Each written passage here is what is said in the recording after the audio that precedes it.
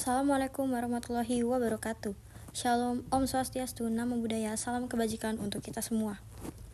Perkenalkan, nama saya Jessica Ingrid Karisa Lumban Tobing dengan NPM 233300516022. Selamat malam semua.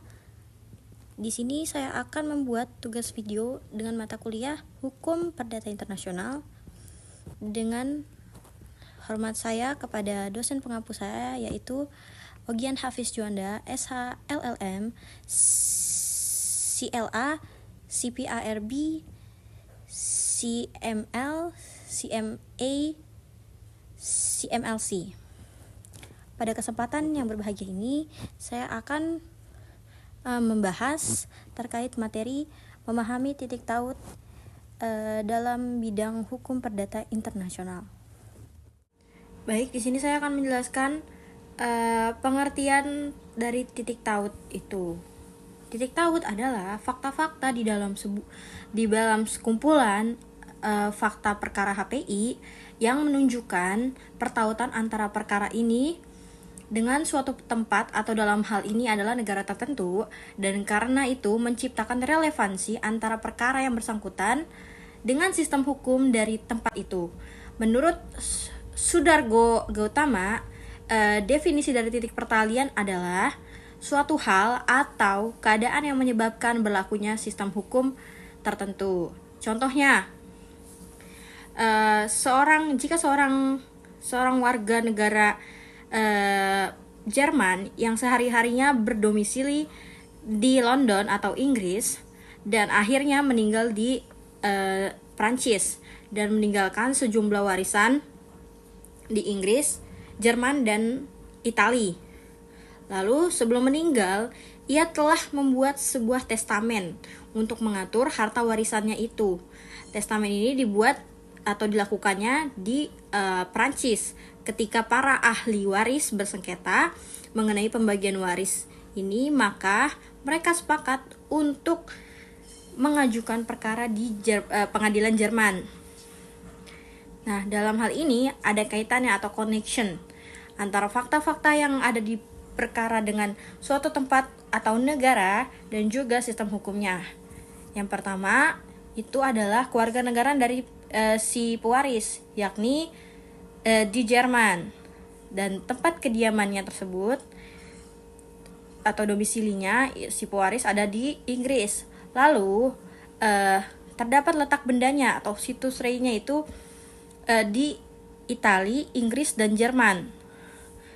Lalu tempat perbuatan hukum dilakukan atau testamennya tadi itu dilakukan di Prancis. Dan yang kelima, yang terakhir, tempat perkara diajukan yaitu di Jerman. Setiap titik taut menunjukkan adanya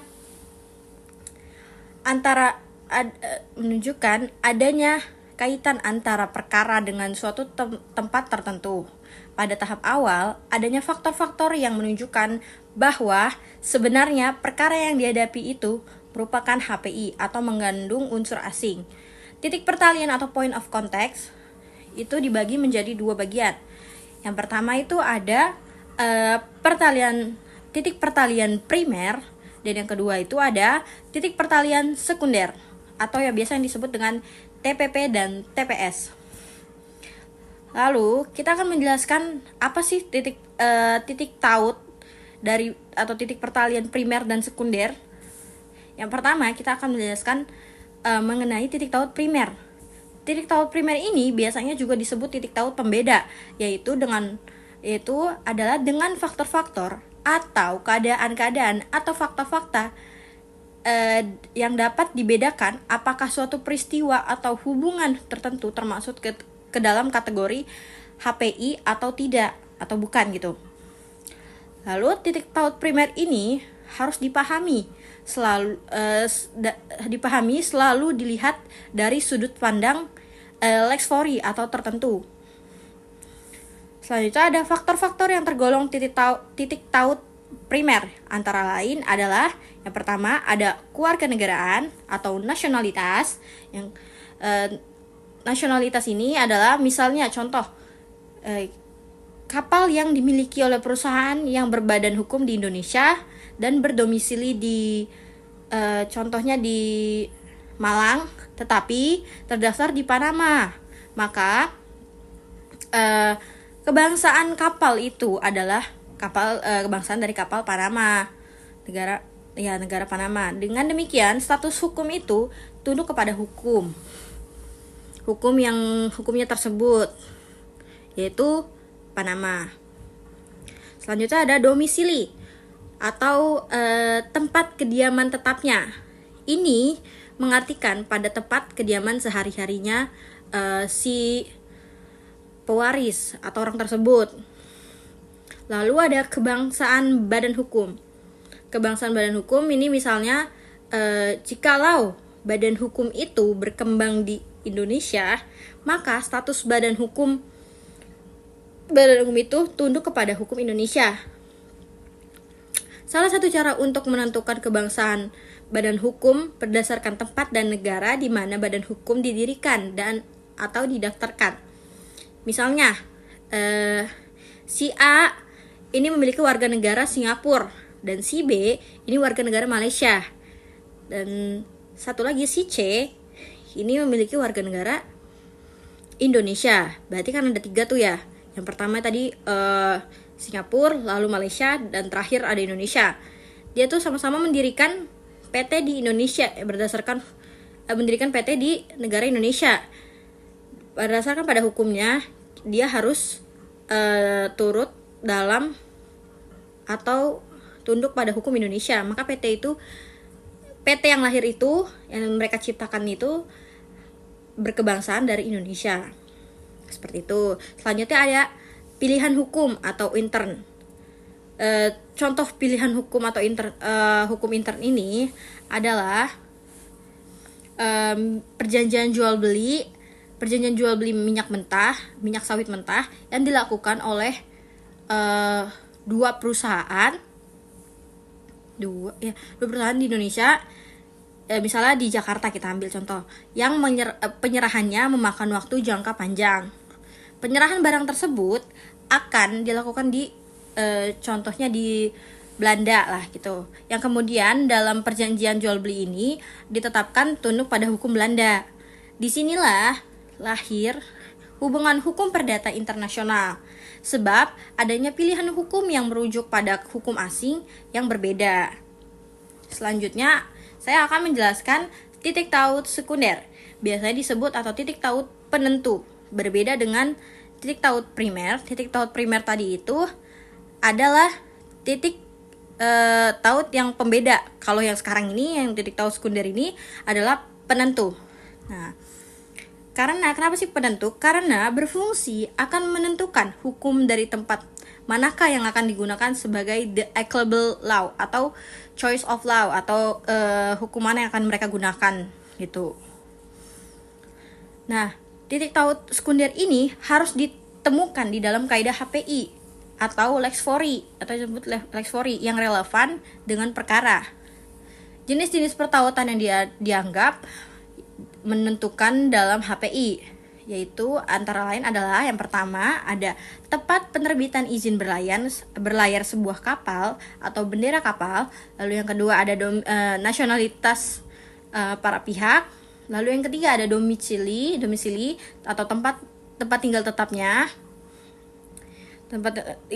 atau badan hukum. Selanjutnya ada yang keempat ada tempat benda terletak atau situs. Yang kelima ada tempat dilakukannya perbuatan hukum atau locus actus. Yang keenam ada tempat timbulnya akibat perbuatan hukum atau pelaksanaan perjanjian yang disebut locus solutionis. Selanjutnya yang ketujuh itu adalah tempat pelaksanaan perbuatan hukum yang resmi atau yang biasanya disebut bahasa lainnya yaitu locus celebrationis. Ya, pokoknya seperti itu. Yang ke-8 itu ada tempat gugatan perkara diajukan atau tempat pengadilannya. Itu yang biasa disebut dengan locus forum. Selanjutnya ada penerapan titik taut sekunder atau titik taut dari penentu ini. Bisa dilihat dari beberapa contoh.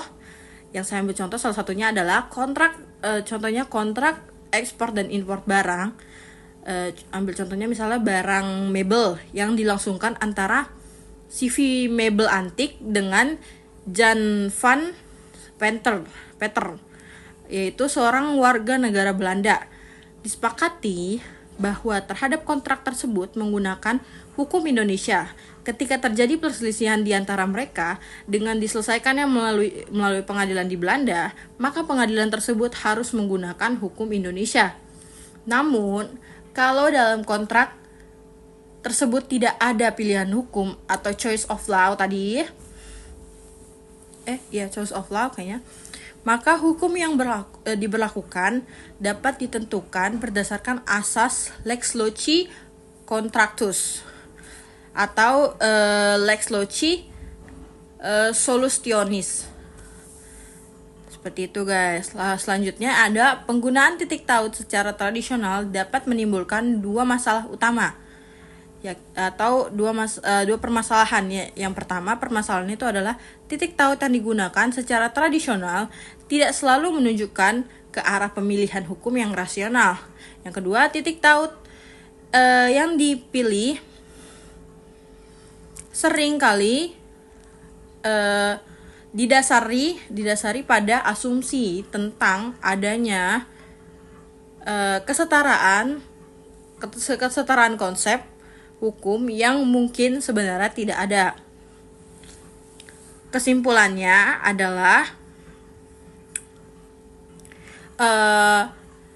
HPI ini mengandung unsur-unsur asing yang terdapat pada proses penyelesaian suatu perkara dengan yang mengandung dengan unsur-unsur asing tersebut. Jadi setiap titik tautnya itu memiliki peristiwa hukum internasional. Seperti yang tadi saya kasih contoh sebelumnya. Seperti itu. Baik, sekian dari saya. Wassalamualaikum warahmatullahi wabarakatuh. Terima kasih.